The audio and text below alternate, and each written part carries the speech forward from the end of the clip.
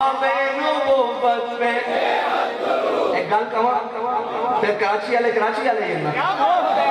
تھوڑے کو آواز نہیں نکلتی وہ چھولے تسی کھاؤ لاہور دے ختم تسی ختم کر دیو پاوے تسی ختم کر دیو تسی کیڑی مرضی دباؤ اس طرح نہیں بھائی اس طرح نہیں میں جڑا پڑھ رہا وہی لانا فتح باب نبوت پہ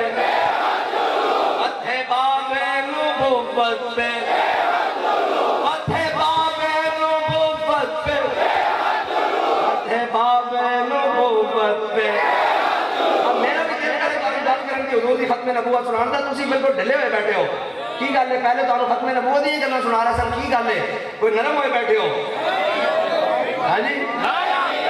اقبال کہتا ہے ہو ہلکا یاراں تو بریشم کی طرح نرم رزم حق کو باطل ہو تو فولاد ہے مومن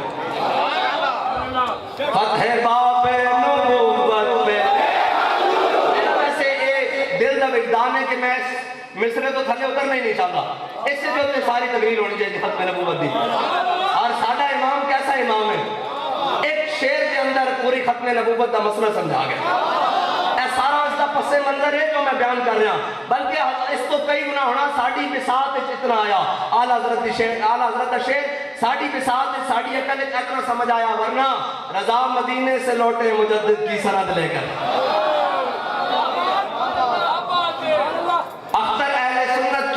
نہ ہو اپنی قسمت پر رضا مدینے سے لوٹے مجدد کی سند لے کر آئیے مجدد کی زبان ہے نا فتح باب نبوت پہ فتح باب نبوت پہ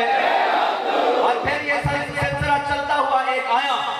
ایک شیاطین کے دو ایک جوڑا ہے شیاطین کا وہ لاہور میں رہتے ہیں اپنے آپ کو تخت لاہور کا وارث کہتے ہیں ان کے دور حکومت میں ختم نبوت کے اندر 7B اور 7C کی شکوں کو تبدیل کر دیا گیا تو ایک شخص جو مسجد رحمت اللہ عالمین کے اندر رہتا ہے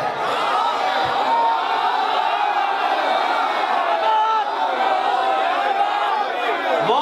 بھنے ہوئے چھولے اپنی گود میں رکھ کر فیض آباد کی جانب چلتا ہے اور ٹھٹھرتی راتوں میں 21 دن پہرا دیتا ہے 22ویں دن کے صبح کو جب گولیاں شیلنگ اور جناب 8 شہید اٹھائے جاتے ہیں اور پھر آ کر کہا جاتا ہے آپ چاہیں تو پوری حکومت گرا دیں کہا ہم اس مقصد کے لیے آئے ہم تو کہتے ہیں فتح باب